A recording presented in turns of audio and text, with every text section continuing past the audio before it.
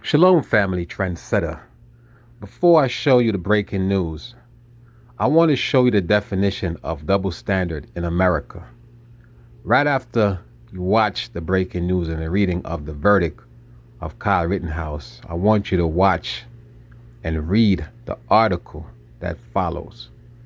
Do not end the video until you watch the completion of this video, family.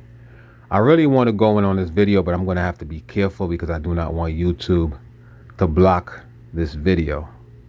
So I'm just going to leave it alone. All I could say to y'all, family, the Most High sits high and the Most High looks low. And no sin is going to go unpunished. For every black man blood that was spilt here in the United Snakes, here in the United Snakes of America, not the United States, but the United Snakes of America, because there's a bunch of reptilian that rule over this bitch. They're going to have to give an account for it. Their action will be a testimony, family, against them. But anyway, watch the verdict and just watch to the end and you'll see what I'm talking about when I state double standard in America at her finest. Shalom. This is an ABC News special report. I'm Whit Johnson in New York, and we're coming on the air because the jury in the Kyle Rittenhouse trial has reached a verdict.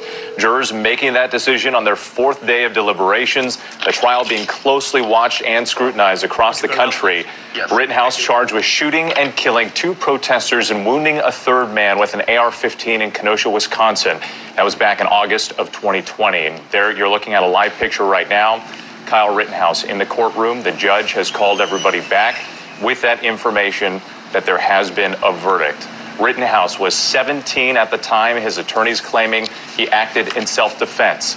Prosecutors describing him as an active shooter who provoked the situation, confronting people protesting the police shooting of Jacob Blake.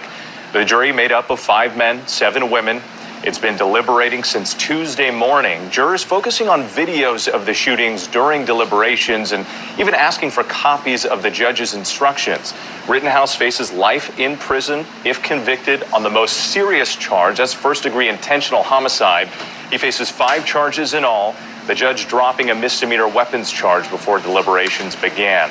The governor activating 500 National Guard members to help police just in case of possible protests following the verdict. Once again, you're looking at live pictures right now. There is Kyle Rittenhouse in the dark suit, the maroon shirt. The judge has called people back into the courtroom, and we are expecting a verdict to be read at any moment. While we wait, though, let's bring in our Dan Abrams, our chief legal analyst here for ABC News. Dan, 4 days of deliberations. All right, members of the jury, you know what? Bear with me, Dan. Stand by. Would you give your juror number, please? 54. 54. And has the jury reached a verdict as to each count of the information? Yes, we have, Your Honor. One verdict and one verdict only. Yes. Would you hand all of the paperwork to the bailiff, please? This is the ones that we didn't know.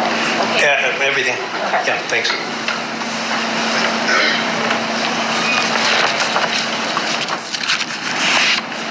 May I see that too, please, Mrs.? And you're listening to Judge Bruce Schroeder right there, getting the instructions from the jury, saying that they have, in fact, reached a verdict.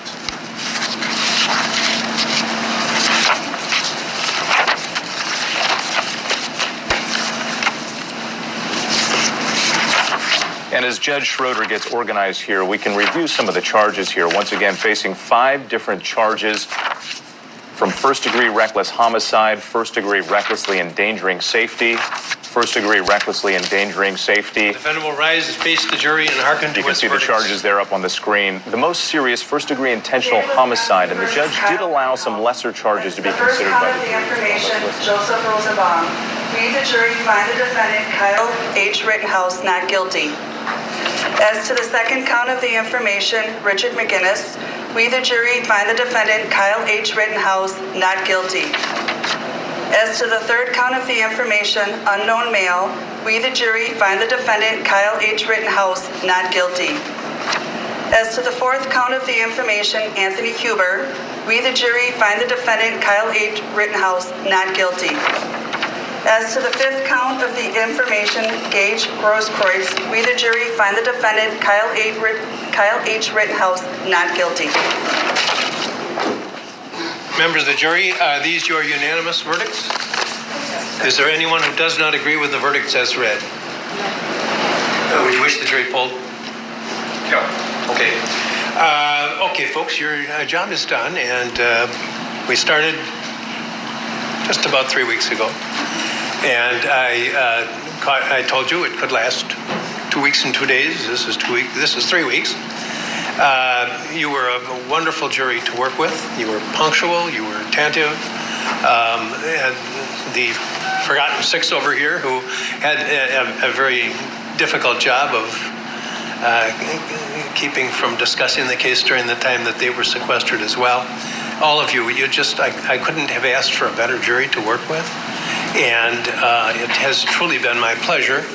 I think, without commenting on the verdicts themselves, just in terms of your the attentiveness and the cooperation that you gave to us, this justifies the confidence that the founders of our country placed in you.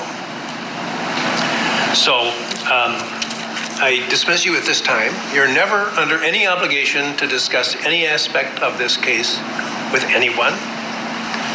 You're welcome to do so as little or as much as you want.